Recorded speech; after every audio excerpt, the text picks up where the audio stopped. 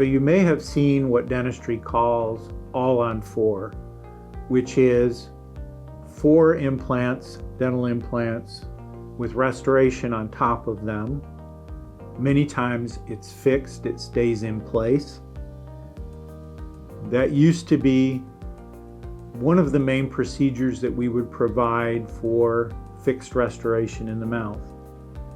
Techniques have changed, implants have changed, and I have found that there are different types of implants in different situations that can do an even better job than what the All-on-4 can do. I've done many All-on-4s, and some of the newer procedures I have found to be longer lasting and even better procedures. I would be happy to evaluate you to see if All-on-4 or a different, more current procedure is better for you.